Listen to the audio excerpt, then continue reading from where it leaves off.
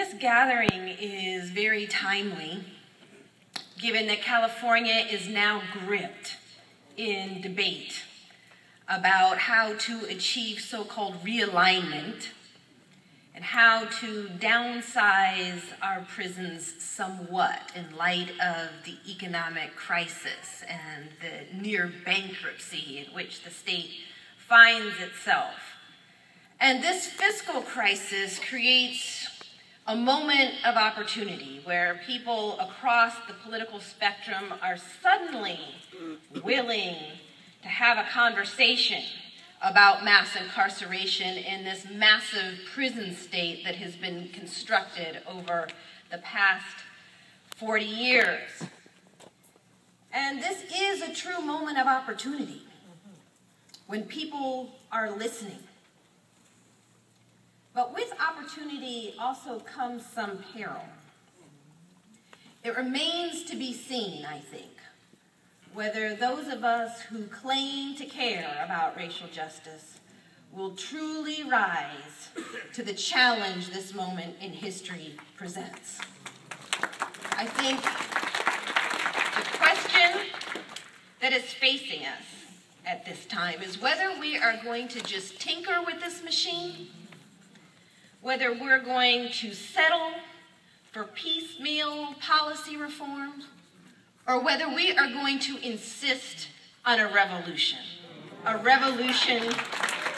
of values, a moral revolution, a revolution that will undo the foundation of this system of mass incarceration and ensure that no new caste-like system is ever born again in America.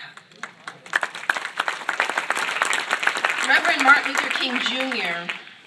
once said there is, quote, nothing more tragic than to sleep through a revolution. And he was talking at that time about a profound moral revolution that was underway, a struggle for the recognition of the dignity and value of all humankind, a struggle to end America's caste system known as Jim Crow. And he told an audience the story of Rip Van Winkle, who fell asleep for 20 years. And when he began his extended nap, a sign at a nearby inn had a picture of King George III emblazoned on it. When Rip Van Winkle awoke 2 decades later, the sign had a picture of George Washington on it. And Dr. King told the audience that what was most striking about Rip Van Winkle was not that he had slept for 20 years, but that he had slept through a revolution. He said, quote, there are all too many people who, in some great period of social change, failed to achieve the new mental outlooks that the new situation demands. I think his words are as relevant today as they were back then.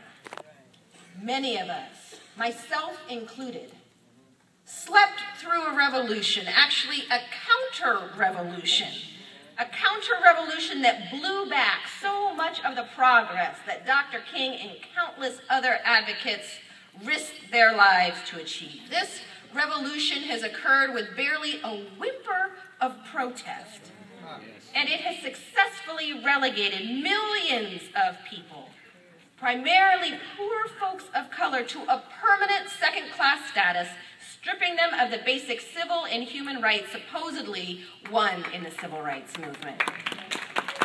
While many of us have been asleep, a vast new system of racial and social control has emerged, one that would certainly have Dr. King turning in his grave today. One day, I think we may look back and wonder how we could have possibly slept for so long. I now believe that this system of mass incarceration, this system which shuttles poor kids from decrepit, underfunded schools to brand new high-tech prisons, this system that locks people into a permanent second-class status for life, I believe this system is the moral equivalent of Jim Crow. Now, as I admit in my book, and as I regularly remind folks when I talk about this, I didn't always think this way. I didn't always think this way. I was asleep, even as someone who claimed to care about racial justice. I was asleep. There was a time when I rejected comparisons between mass incarceration and slavery and mass incarceration and Jim Crow, and felt folks who were making those kinds of claims and comparisons were distorting things, exaggerating things, blowing it all out of proportion. I viewed the millions cycling in and out of our prisons and jails as just sort of the natural consequence of poverty, bad schools, broken homes. And I wanted to do something about it as a civil rights lawyer and advocate, someone who claimed to care, but I could not see what was hidden in plain sight. I could not see that we didn't simply have an underclass in America. We had an undercaste, a group of people who are locked into a permanent second-class status by law. It took a while. It took years of working as a civil rights lawyer and advocate, representing victims of racial profiling and police brutality, and investigating patterns of drug law enforcement, and attempting to assist people who had been released from prison re-enter to society, but having one door after another slammed in their face, legally by law, that I finally slowly began to have my awakening. And there's one young man in particular who helped to finally open my eyes.